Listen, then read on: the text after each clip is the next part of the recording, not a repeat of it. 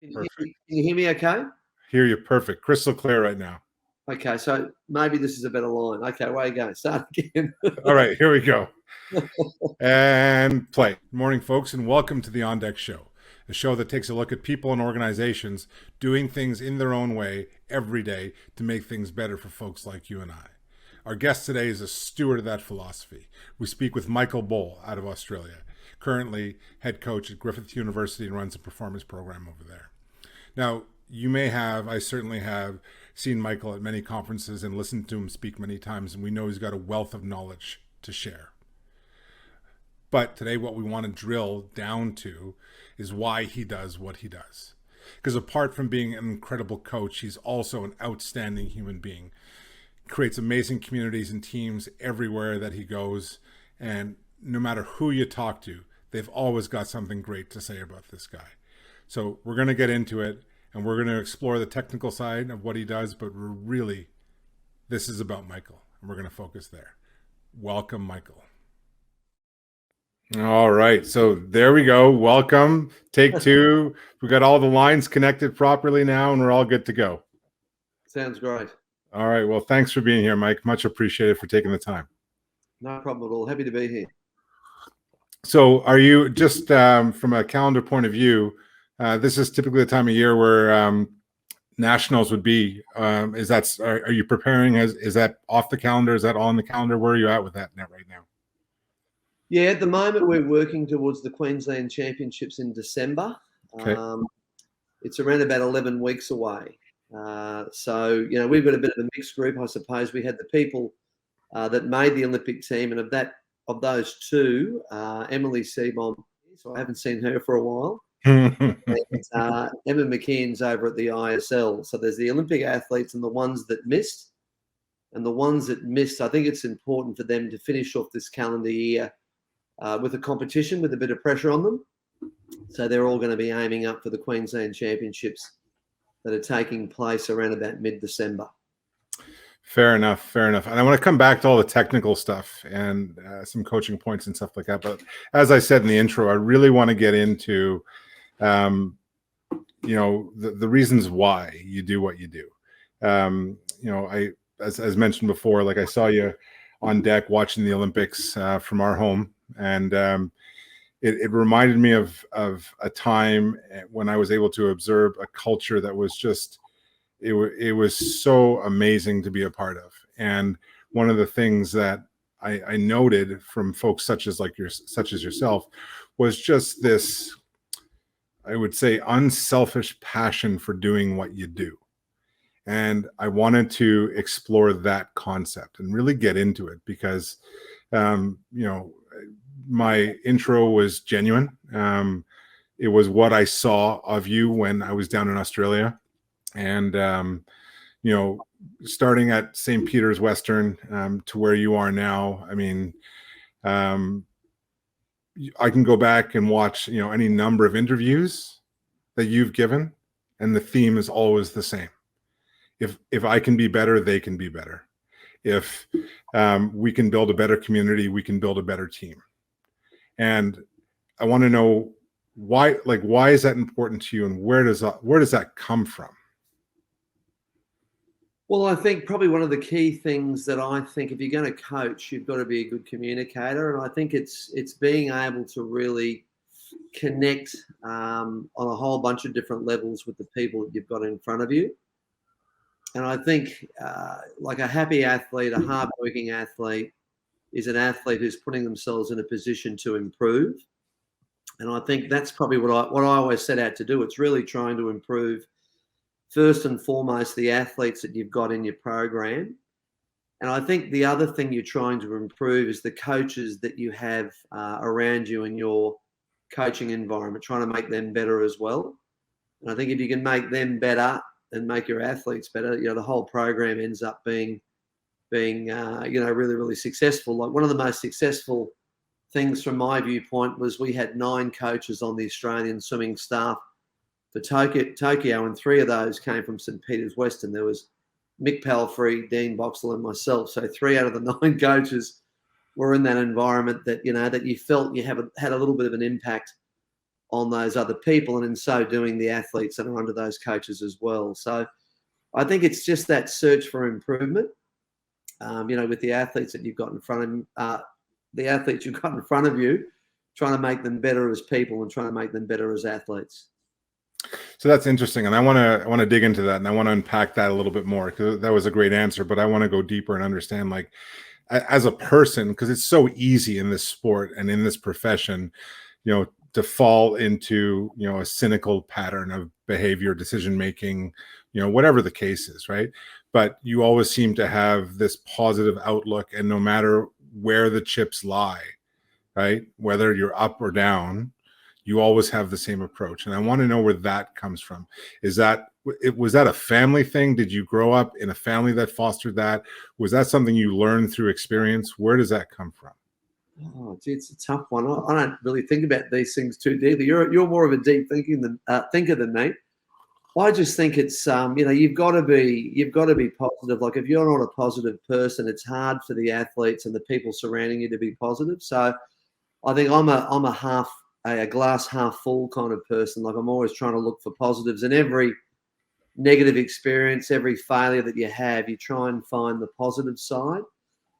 I think I can think of myself back in my swimming days, and I missed the Moscow Olympics in 1980, which just about, I still hate the fact that I never ever made an Olympic team. I missed 80 and I missed 84. I had 2 shots at it and missed both. And I think it's probably the failure that I had there as a swimmer. I made other teams like Commonwealth Games and Pan Pacs and those sorts of things, but missed the big one. And I think that's the thing that probably, really sticks at me, not having that Olympic success for me as a person. I guess the next avenue for me was a coach, to try and have an impact as a coach and try and get people, A, on the team, and B, once they're on the team, to try and get them into semis, into finals, and then hopefully get them up on podium. So that's really the thing that drives me. It's every 4 years. I guess it's the litmus test for us as coaches to try and strive for that Olympic success. It's not always there. It's very difficult to get, but it's something that really drives and eats at me. And I think, a lot of people think about those things 6 months, 12 months before the Olympics, but I'm thinking about Paris now. That's in the forefront of my mind, trying to get people in positions where they can, A, make the team, and B, once they're on the team, try and make as much of an impact with the people that you've got there as you can. So whether it's my family, my father was a policeman, my mother was a house mother. We had 5 kids in the family, very hardworking family. Dad worked about 2 or 3 jobs. My mother used to clean buses to try and get us through school and through swimming. Very, very tough woman. She's 91. She's still alive now.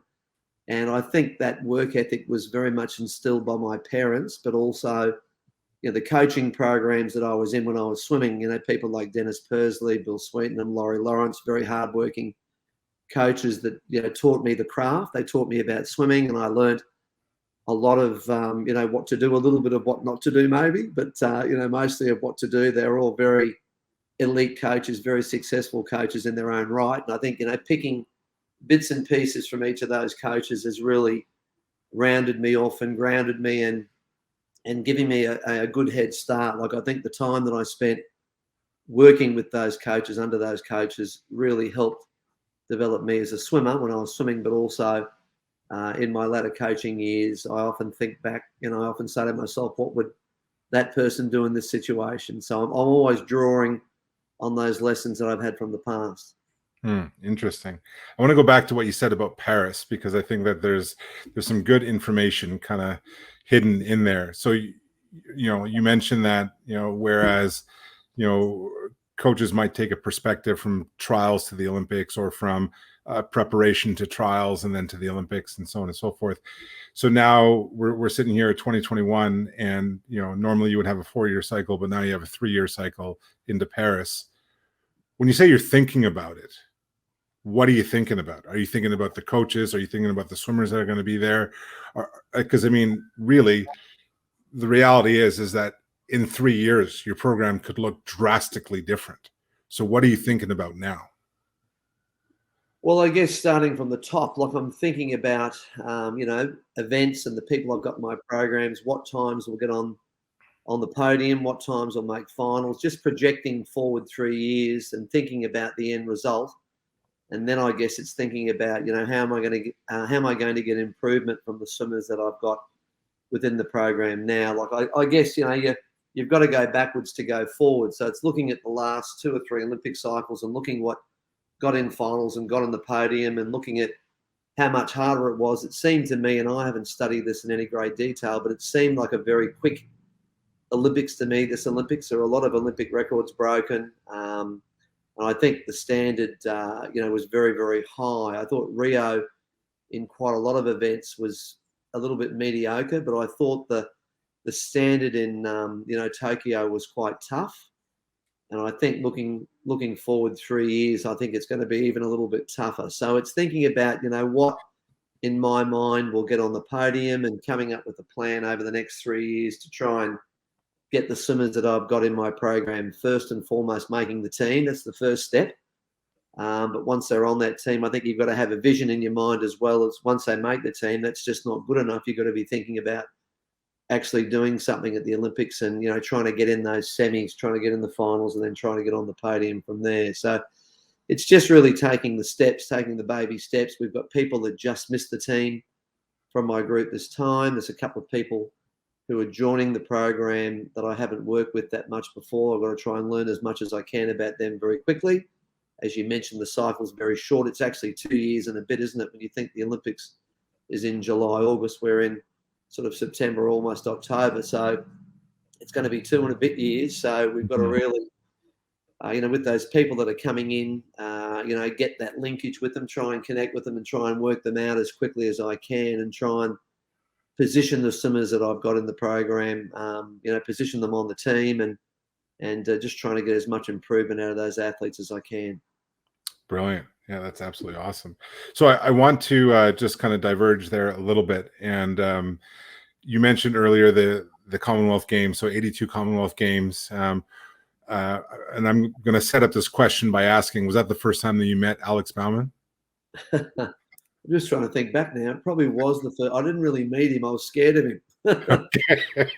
He was just such a great athlete.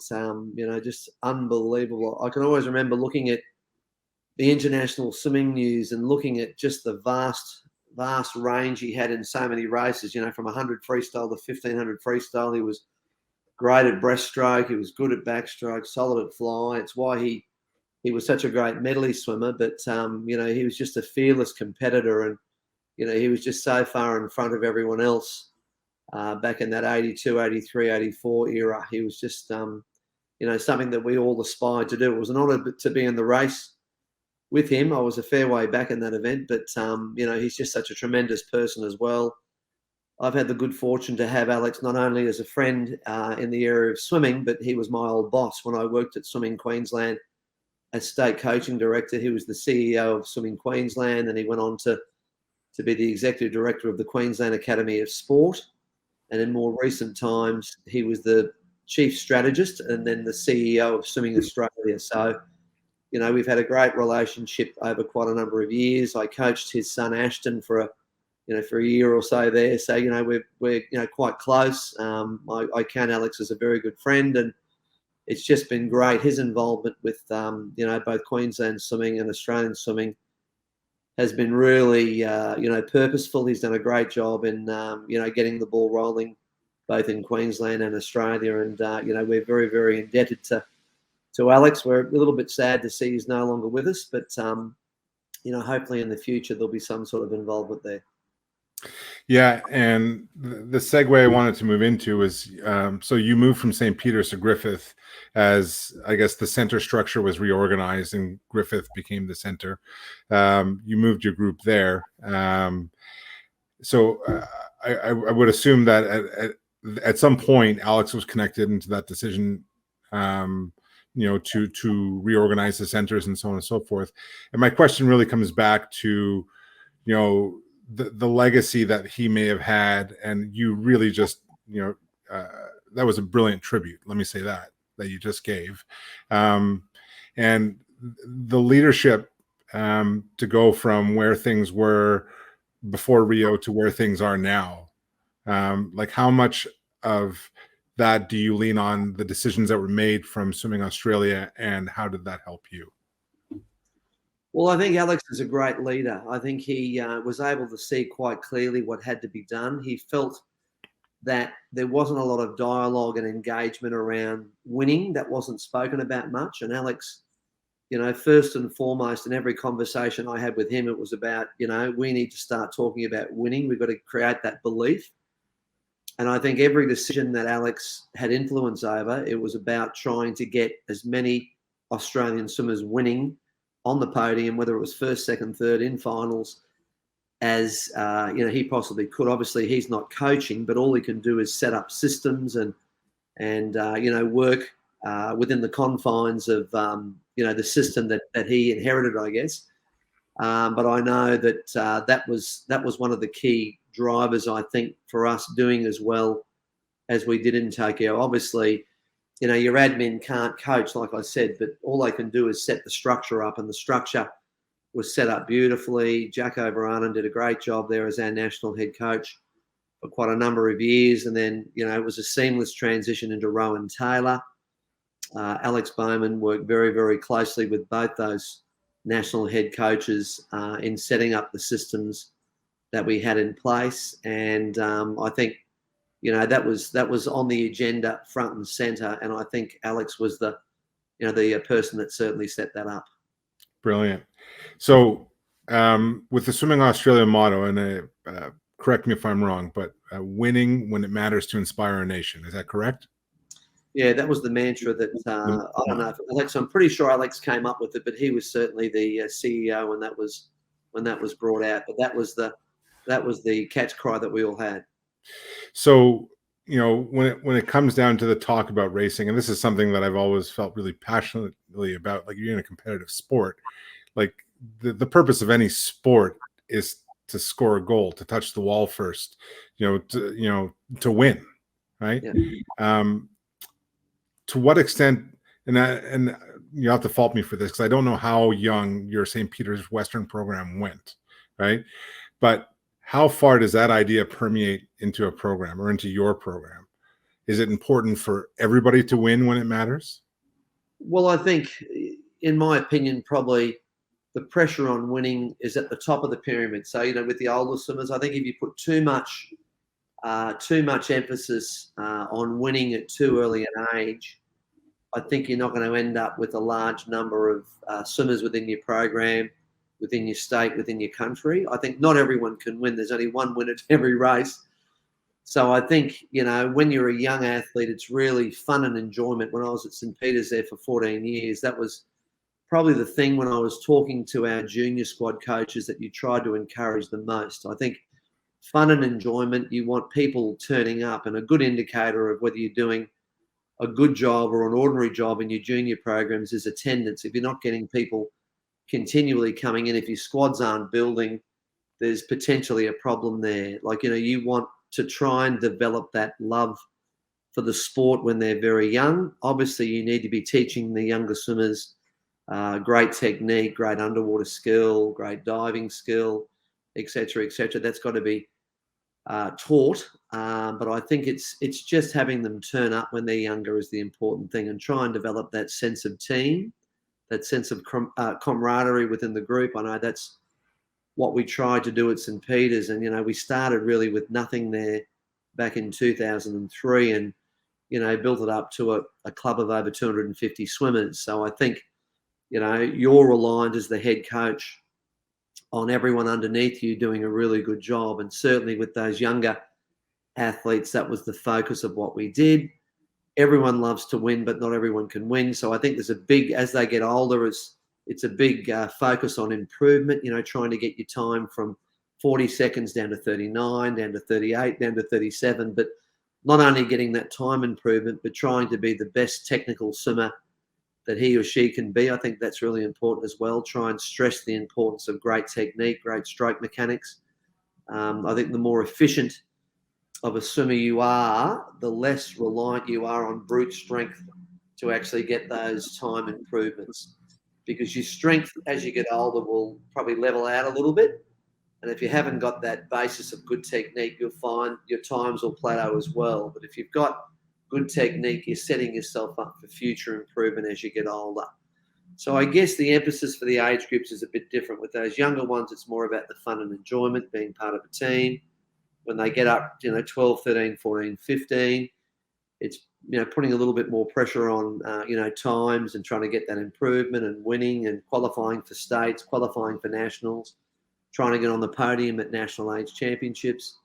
We had as our not our motto, but our focus as a coaching group and as a swimming club that, every time there was a St. Peter's Western swimmer in a race, we wanted that swimmer who was in the lane beside to know that they were in for a hell of a race if they were in there with a St. Peter's swimmer. So that was spelled out to the coaches quite clearly. We want the reputation of our swimmers being tough, being hardened, being prepared, and if you're up against a St. Peter's Western swimmer, you'd be in for a hell of a fight. And I think that, that was really successful. It's still now, like Dean and the coaching crew at St. Peter's have kept that going. They've taken it to another level, I reckon. I think it's the best the club's ever been. So, Dean and the crew there have done a great job of keeping that going. The club's been one of Australia's top clubs for quite some time, and it's really nice to look back and, feel like that you've been a part of that great club that was and still is.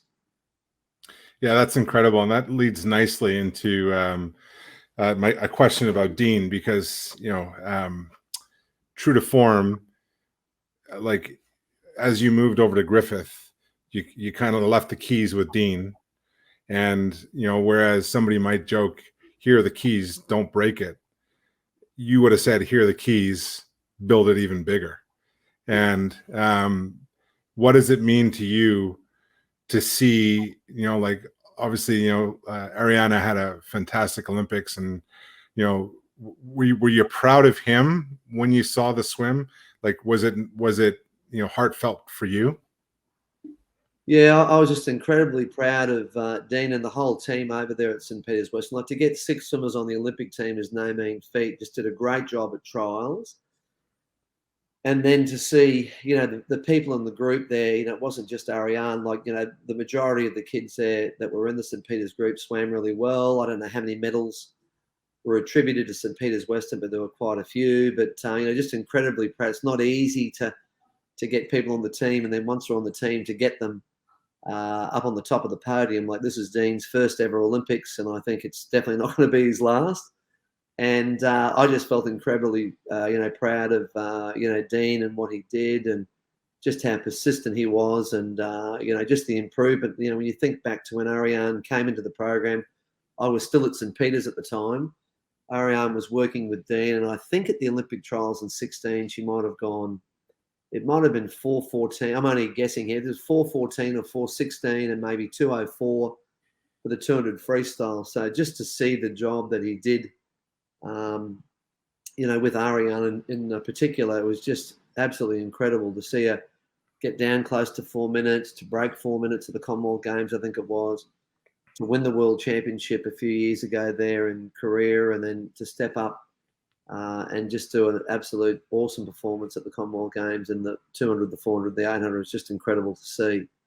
So a great deal of pride, and just completely happy with what Dean has done, but also Ariane's done an awesome job of getting herself in a position to do that. She's got just undying belief in Dean, and they're just a great team together, and certainly doing a great job.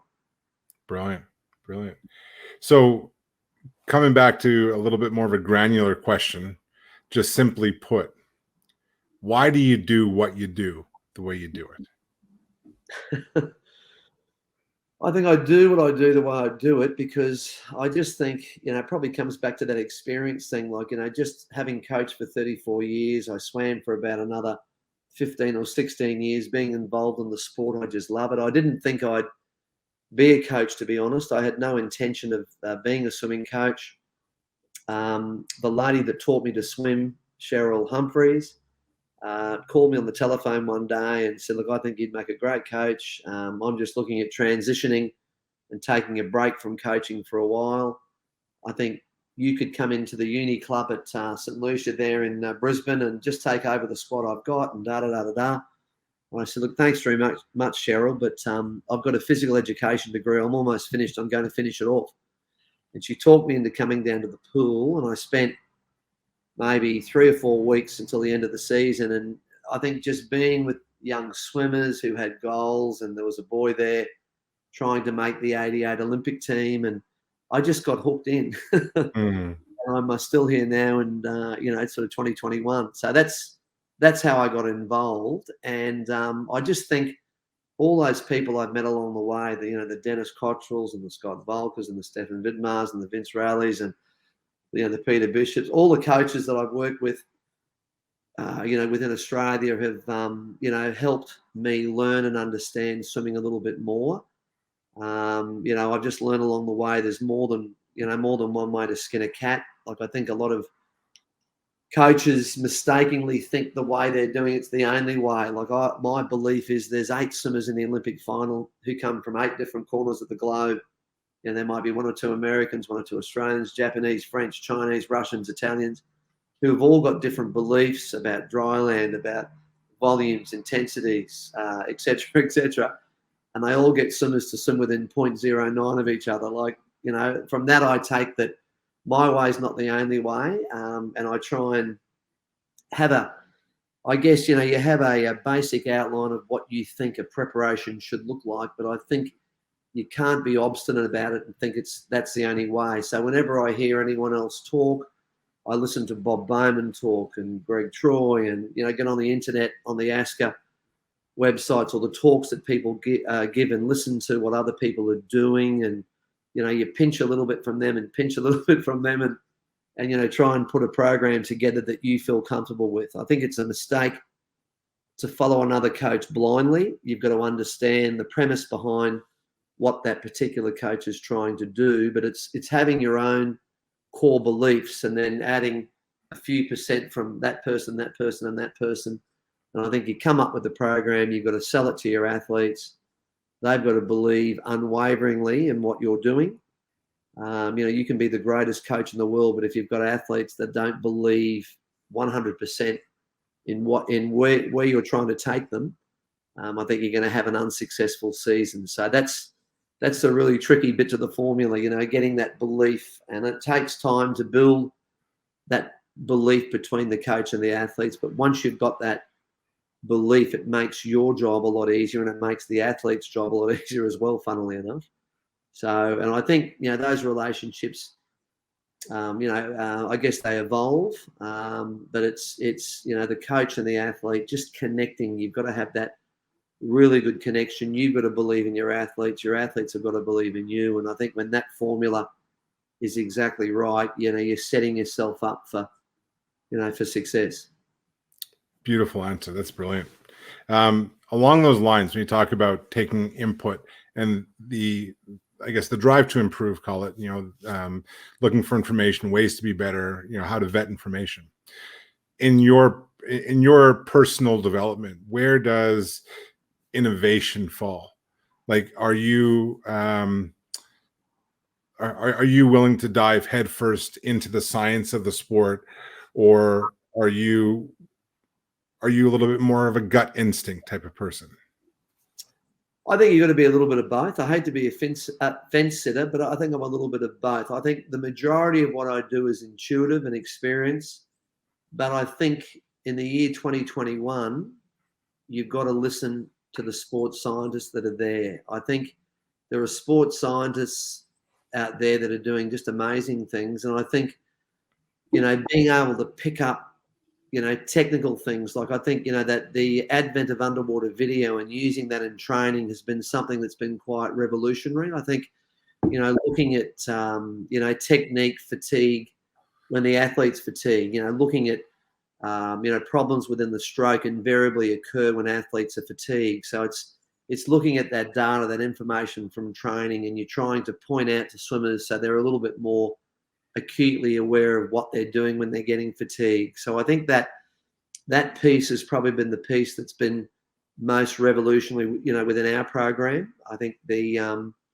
video, using that to get the starts and the turns, and I think myself as a coach, I'm not a super expert in that. So there's a person we use, Jess Coronis, who works with Swimming Australia, comes down to the program maybe once, maybe twice, sometimes 3 times a week, and, helps athletes with their skills. And I think that's probably one of the things that's changed quite a lot over the last 10 or 15 years. I think, back 15 years ago, I tried to do everything, but now I understand what my limitations are. So I try and get people who are expert in strength and conditioning, in skill work, in diet and nutrition, in recovery. As you're coaching older swimmers, Emily Seebohm's 29. So it's ensuring that a 29-year-old athlete is doing everything that she possibly can to try and recover herself better.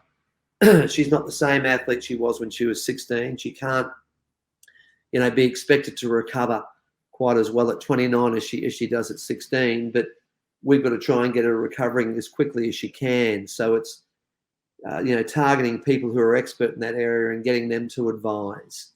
It's not my area of expertise, but talking to people who are expert in that area, I think has helped my program as well.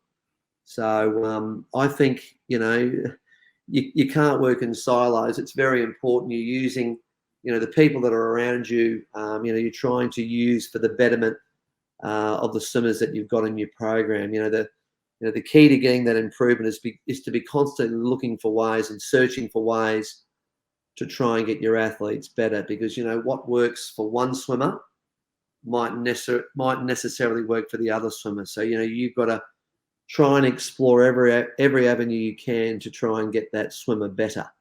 If you've got to bring in experts, I think bring them in and seek advice, and sometimes that advice works, and other times that advice doesn't work. But it's experimenting and trying, and of course you don't want to throw everything that you're doing out, but it might be a little 1% or a 2% thing. You make that change, and that change can be instrumental in that swimmer getting better. Like I know, Stephanie Rice, who I coached for a number of years there, was a very visual learner. So you could tell her something about a technique and she'd kind of get it, but it wasn't until she saw her stroke up on the big video screen that was the thing that got her understanding totally what she had to change. So some of the swimmers you've got in your program are visual, some are auditory, some can hear, and they just can make the change straight away. So it's working out who responds best to what, and trying to work with the athletes that you've got in the areas that they're able to improve the best. Brilliant. Absolutely brilliant. So I guess I'm going to keep coming back to this granular side of things, because I really want to dig into it a little bit more. And and really, I hope you find it flattering, because it really is fundamentally, because I look at a person like you, your personality, your mannerism with athletes, what you've done in terms of building the club and becoming the coach you have. And I run this show and this podcast because there's things that I want to know and conversations I want to have with people, and very often other people enjoy listening to it as well. That said, my question is, you found the humanity in this job. It's because it's really easy to become complacent and cynical in this job, because of all the challenges you might face, whether it's parents, whether it's politics, whether it's other coaches. There's a number of them. What keeps this job so pure for you? I think it's the athletes. I just love, working with young people and trying to get them better. Being head coach of St. Peter's for 14 years, I still remember every annual general meeting, I stood up in front of all the parents and all the athletes, and I said, while I'm head coach of this program, it's going to be athlete focused, coach driven, and it's not just me driving. It's every single coach from the junior squad right the way through to the senior squad, and administratively supported. So it's the committee's job to help the athletes. It's the coach's job to help the athletes. The focus 100% is on the athletes. And anytime we had a parent that kind of stood out of line and tried to make it about them, I'd quickly chop them off at the knees and just remind them that, we're here for these kids. It's not about us. It's about the athletes. So, my buzz about what I do, I guess, is seeing the look on someone's face when they swim, when they're young, when they swim a PB, or they make a final for the first time at a state meet, or they make a national final, or they get a national medal, or they make a national team. Those things just really excite me, to see someone with a goal, set about it, work really hard, stick to the task, fail a couple of times, but come out of that failure and get to the other side. Like, one of my most pleasurable results, like Emma McKeon did a superb job at the Olympics. Awesome.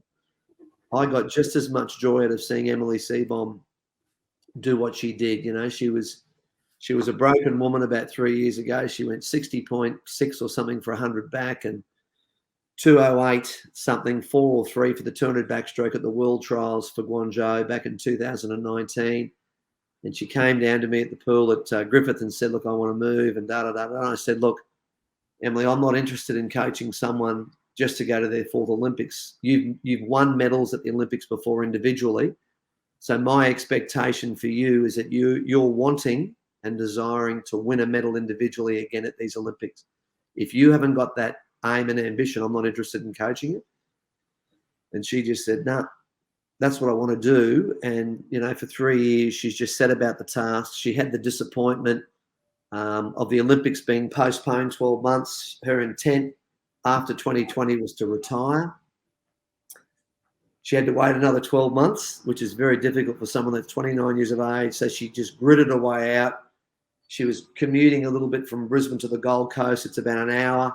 She stayed down some nights, but she was driving backwards and forwards a bit. So just to see the hardness, just the resolve that she had to stick to the task and position herself. No one can guarantee an Olympic medal, but all you can do as an athlete and a coach is try and position the person you've got there as best you can, and you just set them loose at the Olympics, and hopefully you see a good result. So to see her just grit her way through and get that bronze medal, and she got a gold as a heat swimmer for the 4x1 medley relay, just brought absolute pleasure to me. And, I just love those stories. And, Emma's results were fantastic. I couldn't be happier with what Emma did as well. But, Emily's results weren't anywhere near as probably magnificent in terms of the volume of results and everything else. But it gave me just so much pleasure seeing Emily do what she did after the hardship she'd experienced. She missed, she was trying to get on her 12th year in a row back in 2019, the 12th year in a row on the national team, and just missed it, didn't swim very well at all. So to see her turn that around was just the most pleasing thing for me. That's what I'm talking about. Like what you just said there, like that is the quintessential Michael Bohl. And I'm not to reduce or diminish like the results of somebody like that Emma had, but to show so much pride and respect for somebody like Emily, who decided that they wanted another kick at the can, they wanted to go again, and that they did it. Right? That's the brilliant thing. I want to know. So, I mean, I want to start wrapping this up because I'm sure you got to get going and whatnot.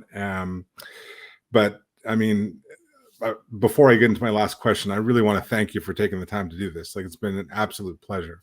Sorry, give me 1 second. That's the dog in the background again saying they want to go out. Hold on.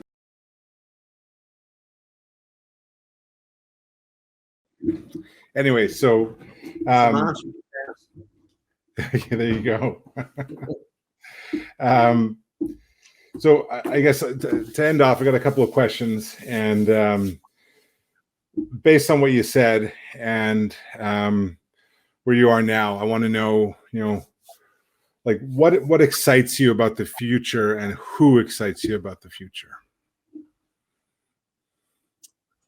What excites me about the future, I think, with the results that we had as a country, I thought our results were absolutely awesome for Australia. I think it was our most successful Olympic Games ever. And, I think, the US are the number one nation in the world, and I think it's, nice that we're getting a little bit closer to them. It's, probably good for world swimming to have Australia doing as well as they are. I think, they're who we're chasing. We're trying to emulate. We're trying to surpass. We're trying to get right up there in terms of results with a superpower like the US. And I think, when you look at some of the great swimmers that we've got sort of coming through, the Molly O'Callaghan's 53.0, 17 years of age at the Olympics, 155, one for the 200 free. There's other athletes like that. The people that swam very well in Tokyo, I think the majority of our medalists will be fronting up again when Paris comes around, and there's a new group of young people coming through. And, it's just exciting to see Australia as a country doing as well as they are. I know that when Don Talbot was in charge, that was his vision to try and, get that number one mantle. It's something that Australia actually did. I think it was the last year that Don coached. It might have been 2001 at the Pan Pacs World Championships. World Championships, was it? We actually won the gold medal count at that. And I think, Don Talbot, who's now deceased, had a tear in his eye. I never saw Don ever cry, but he had a tear in his eye when that happened. And I think, we're moving closer and closer to the US. And I just think it's just exciting for, for Australian swimming to see, to see that improvement. I think, the rest of the world is, certainly taking notice of what Australia's doing. And it's just exciting to be a part of that, groundswell of, good swims that have been there in Tokyo and hopefully will be there into the future. So that excites me. I'm not going to be coaching forever. I can see myself going through to Paris. And then after that, if I had some sort of role where I was helping other coaches or other programs, not maybe hands-on coaching as much, but, working and trying to help develop coaches and athletes, that'd be something that'll really excite me as well. Brilliant. So to finish off, my typical conclusion or my conclusion question is just, there'll be people of all sorts listening to this, coaches, swimmers, parents, stuff like that. Whether it's about Michael Bohl, whether it's about swimming, what final words would you leave them with as we end this off? Final words. I think, swimming's a sport, whether you're a coach. Duty calls. It's my phone. I thought I'd switch it off. So what's happened there? How do I get you back on? You're on. I can hear you. I can't see you, though, for some reason. Where are we? Oh, here? no. Can you see? Oh, there we go. Gotcha. Yeah. So you want to ask me again? Yeah, so just final words, I'll just turn this off. I'll just turn it off. Sounds good. I just muted it, but I'll actually turn the thing off. Sounds good. I thought I did that. Sorry. Why won't that turn off? This is one of the things I've got to get better at technology. I'm shocking with it, as you can probably see. No worries at all. So the question was just whether it's about Michael Bohl or swimming or anything you want. Like, what final words would you leave the people that are listening? Well, I think whether you're talking to everyone that's involved with swimming, whether they're a parent, a swimmer, a coach, an administrator, I think it's just having an enjoyment for what you're doing. Just really feel like whatever your role is. Like, a lot of parents don't understand how important their roles are. Like, obviously with younger people, it's sort of getting them to the pool, it's paying bills, all that sort of stuff. But I think the most important role of a parent is unconditional love and support. So it's not about just loving the athlete when they swim well. You're going to be there to pick the pieces up when things go wrong. I think, we're the people that, the coaches, we're the people, I guess, that, set a high bar. And I think a lot of parents, try and make the mistake of trying to be the coach. And I think that is where a lot of frustrations from both the athlete and the coach evolve from a parent who's trying to be the coach. So it's just understanding what your role is as a parent. Super important role. A lot of the best swimmers that I've ever coached, I never ever saw their parents at the pool. I only see them maybe at the competition sometimes. I know, when you were in town there, Jason, back in the day, Susie O'Neill, Sam Riley, you never saw their parents ever. It was only at the major competition you'd see them at nationals or something like that. So it's parents enjoying it, the coaches within the confines of your program, setting up an environment that's positive, supporting, hardworking. I think no one wants to be involved in a club where there's a bad work ethic, where there's people not supporting one another. There's a toxic culture. I certainly don't want to be involved with a program like that. If I hear one word of that from swimmers, if I'm listening and I hear someone being negative, I'll always pick them up and I'll say something in front of the group. And if I see it continue on, I'll pull that person out and say, look, we're trying to create this environment that's supportive and hardworking. We don't need people, saying this set's too hard or something like that that's going to create that angst within the group. So, you need and trying to get people all working towards a common goal. And that common goal is very simply improving. I mean, that's the big thing. I spent 5 days with Eddie Reese in Texas, and he's always had that mantra. All he's worried about is improvement. So if someone's a world record holder, he wants them improving. If someone's 10 seconds off the world record, he still wants that person improving. It's something that you can certainly control. Your attitude and the effort are the two benchmarks that I try and mark people off. I love having people come into the group that have got a great attitude. If I've got someone wanting to come into my group, a new swimmer wanting to come in, if I think their attitude's not good, I don't care how good they are, I won't allow them to come into the group. And if I have someone also ask who maybe mightn't be the hardest worker, I really don't like having them within the group, no matter how good of a swimmer they are as well. I think, you've got to protect that team environment. And I think you want as many people as you can just with a positive attitude. You want as many people as you can within the group with a great work ethic. And I think it's infectious when you get a bunch of people with a great attitude and a great work ethic. It tends to permeate out through the rest of the people within the group. So I think, they're things that I value as being very important with the group, any group that I coach. I love to have people who are just on the same team as you are. They're trying to get that success, and they want that success just as much as you do. I've been lucky, I suppose, in the programs that I've been in, where certainly the critical mass of the people that I've got within the group, it's positive and hardworking. And the other people who are on the periphery of that aren't as positive and as hardworking tend to drift away in a season or two. They realise that they're the minority, end up either stopping or they end up going somewhere else. We've had people, Grant Irvine, one of the guys I had in that group there, 14 years, who was in the group, just a fantastic, not the world's fastest flyer. He made world championships, 100 fly final, 51.0 for 100 fly. But, to see him develop he came to me at 12 years of age and miss his first Olympic trials. He missed it by a point. I think it was 0.1 or 0.2. The next Olympic trials in 16 he made.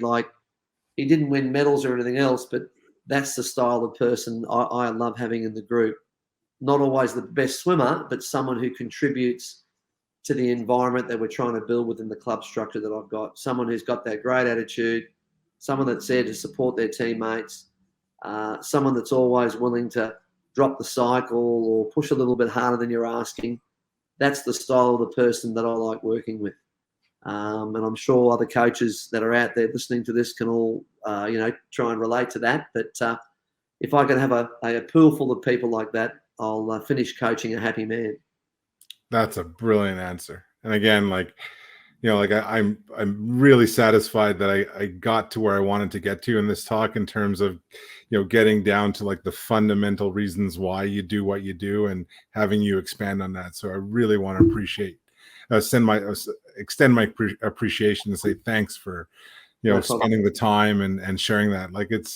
It's such valuable information when you talk about the stuff that makes the stuff happen. Yeah. No, it's a pleasure, Jason. Good to catch up with you again, and good luck in all your endeavours. I'm sure you'll continue to coach and keep coaching with that passion that you've got. And I think the podcasts are always a great thing, and happy to help out where I can. Brilliant. That's fantastic. Well, thanks, Mike. I really appreciate it. All the best with the future, what comes next. And definitely I would love to check in with you again, in a year or two down the road. So Okay, no problem at all. awesome. See you again. Thanks for tuning in. If you like the content that we've been creating, make sure you check it out here.